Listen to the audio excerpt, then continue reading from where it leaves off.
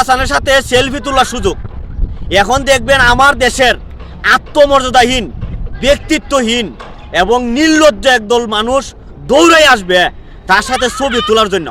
আপনারা অবশ্যই সামাজিক যোগাযোগ মাধ্যমে দেখছেন তার এই অবধি তার সাথে সেলফি তোলার জন্য একদল মানুষ দৌড়াইয়া যায়।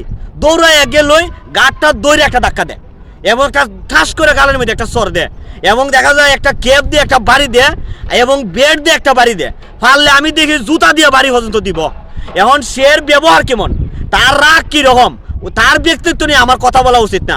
আমার কথা হইল আপনার যে মানুষ, আপনার যে একটা ব্যক্তিত্ব আছে, আপনার যে মানসিক একটা বৈশিষ্ট্য থাকা দরকার, মূল্যবোধ থাকা দরকার। আপনি এইটারে ফায়ার তুলে বিসর্জন দিয়া আপনি সেলিব্রিটি সাকিব আল হাসানের সাথে ছবি তোলার জন্য গেছেন দৌড়াইয়া। এখন দেখা গেছে তার বিনিময়ে আপনি পাইছেন কি দা গাড়টার দৌড়ে আপনার একটা ধাক্কা দিছে, জুতা দিয়ে আপনার একটা বাড়ি বাড়ি দেওয়ার একটা পদ্ধতি আইছে। মাঝে মধ্যে দেখা যায় আপনি মোবাইল দিয়ে আপনি তারে ঢিল মারছে। আমার প্রশ্ন ওই জায়গাত না, আমার প্রশ্ন হইল আপনিও তো মানুষ, আপনার মধ্যে তো একটা ব্যক্তিত্ব আছে, মানুষ হিসাবে একটা গুণাবলী আপনার মধ্যে আছে। সে সেলিব্রিটি হওয়ার কারণে পৃথিবীর 1 নম্বর সেলিব্রিটি হলেও আমি তার সাথে ছবি তোলার আমার ন্যূনতম ইচ্ছাও নাই, ন্যূনতম ইচ্ছা আমার নাই। তার সাথে ছবি তোলার আমার ন্যূনতম ইচ্ছা নাই সারা পৃথিবীর সেলিব্রিটি হলে।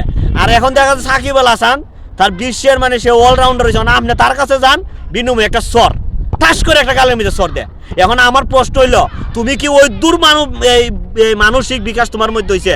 তুমি এতটা নির্লজ্জ হয়ে গেছো, এতটা বেহায়াপনা তোমার মধ্যে আইছে, এখন তুমি জুতার বাড়ি তোমার দরকার, নাইলে তুমি কিন্তু সংশোধন হইতে না। আমার প্রশ্ন হইল কি আপনার মানুষ হিসাবে উন্নত বিশ্বে যদি আপনি দেখেন তারা এত বেশি নির্লজ্জ না, বেহায় না, এত বেশি আত্মমর্যাদাহীন না। অতএব নিজের মধ্যে ব্যক্তিত্ব আনুন, আত্মমর্যাদা আনুন। এটা জাতি হিসেবে আপনাকে আমি বললাম। কিসের সেলিব্রিটি? আপনি নিজে ভাইরালের যে আপনার ভাইরাসে ধরছে, যে রোগে আপনারা পাইছে, এখন দেখা যায় ওই রোগ আপনার বুথে চাপছে।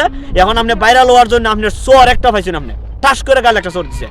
এখন আমার প্রশ্ন, আর মুসলমান হিসেবে এর সে নির্লজ্জ আর এর সে আপনার মতো এত মানে পশুত্ব স্বভাবের মানুষ মুসলমান কোনোদিন কারো কাছে মাথা নত করে না, আর কোনো ব্যক্তির প্রতি সে আকর্ষিত হতে পারে না। সে রব্বুল আলামিন সাক্ষাৎ করার জন্য সে আপনি পাগল না, যিনি আপনাকে বানাইছে উনার সাথে সাক্ষাতের জন্য আপনি পাগল না। এখন দেখা গেছে একজন প্লেয়ার, একজন মানুষের জন্য আপনি পাগল হয়ে গেছেন। সারা পৃথিবীকে পরাজিত করিয়া বাংলাদেশে কোরআনের হাফেজরা 1 নম্বর হইয়া সারা পৃথিবীতে আপনি পতাকার এই বাংলাদেশের পতাকা উঁচু করছে। কোনোদিন তো এরকম আবেগ দেখলাম না। দৌড়াইয়া তার কাছে গেলেন না। একজন মানুষ হিসেবে আত্মমর্যাদাশীল, মাথা উঁচু করে মানে দাঁড়ানো শিখুন এবং নিজেকে একজন মানে স্বঘোষিত মানুষ হিসাবে আপনার ঘোষণা করুন। দেখবেন নিজের মধ্যে একটা আত্মতৃপ্তি পাবেন। ধন্যবাদ সবাইকে।